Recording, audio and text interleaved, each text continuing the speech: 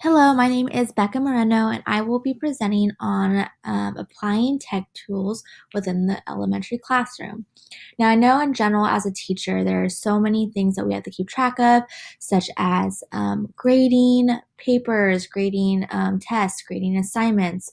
If you're a special ed teacher, such as I'm an RSP teacher, and I cover all grades within the elementary school, and I have to communicate with all general education teachers. So I know that finding a easy and efficient way to communicate with teachers and track data is going to make my life so much easier. So let's go ahead and go in and start with how we could use Google Forms. Google Forms can be used for many different ways. One way is to create test quizzes for students. This grades for you and it calculates a percentage. It is paperless and you receive an email when students respond. You can also create surveys for parents, students, and teachers.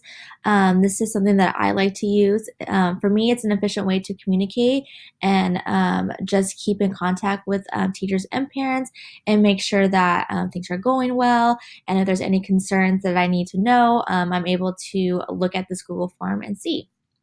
Also, too, data collection. It could be data collection for IEP goals, and it could just be for managing and keeping track of a student's progress. So this is an example of a homework quiz that I made. This is just something that kids would access on their Google Classroom, and they would click on it after they reviewed a slide that I made. If you see here, they just type their name and they answer various questions at the bottom, and then they would submit it and it would grade it for me. Now for Google Slides, as an educator, I really love Google Slides because it creates a visual for my students, and that's something that they really need. You can create slides for lessons. Students are able to follow along. At my school, each student has their own Chromebook, so as I'm presenting a lesson through Google Slides, they're able to follow along on their Chromebook.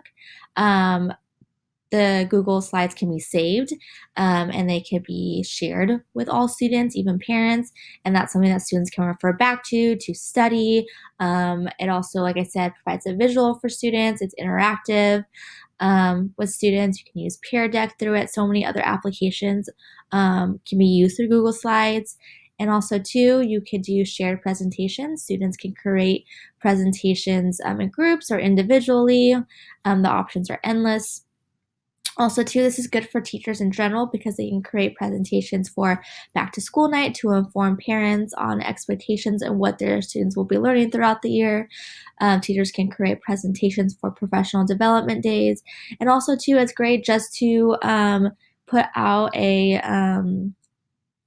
directions and instructions for your students to see. It's a visual for them, and you can create morning meeting agenda too as well on there. Now, Google Sheets is something new that I learned in this course. Google Sheets can be used to create a grade book. You're able to track students' progress academically with grades on their assignments and their tests. You can even create rubrics on there. That's something that I learned that's new. It automatically scores and calculates a grade as soon as you input a new grade for an assignment. And you can also use this to track and collect data on goals, behaviors, and student progress. So here's just a snapshot of the gradebook that I created on Google Sheets. So as you can see, my student names are right here, their current grade, their percentage, each assignment or test that they have done, how many points it was out of, and then below is how many points they received on it. So this is a really great way. It's fast, it's easy to do. You can monitor your students' progress through this as well. And then you can even do this with IEP goals. Now going into web pages is something that I have grown to love throughout this course, and I thought, wow, as a teacher, you can create a classroom web page. On this web page, you can post homework, you can post resources such as Google Slides and links that you've used within the classroom during the day, and then students can go back online and look at them to help support them with homework or studying for tests. You can post their monthly and daily agenda on there for parents to see. You can communicate with parents on classroom activities on the website. You can share important news, and overall, it's just easily accessible for parents and students to access. Now, I want to show you a quick web page that I found on the internet so you can see how one teacher implemented this idea. I'm going to click on it. So as you can see right here, this teacher has a parent site section, so it has all the resources for the parent sign-up forms. This was a Google survey form, their schedule, newsletter, parent links, testing assessment information, their calendar, and classroom wish list. Then there's a section for student sites as well, so everything that they need to access at home to support them with homework or catch up on work.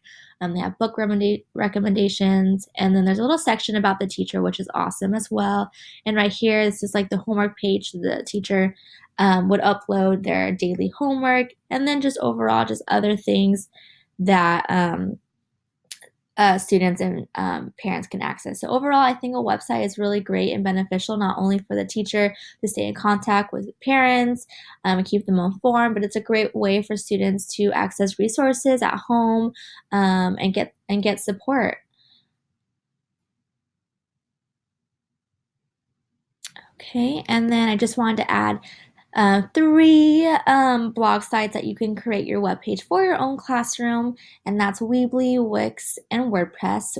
Wix is probably one of the ones that I thought was the easiest to start off with, but these are all great resources to create your own webpage for your classroom. And that is it. Thank you for listening.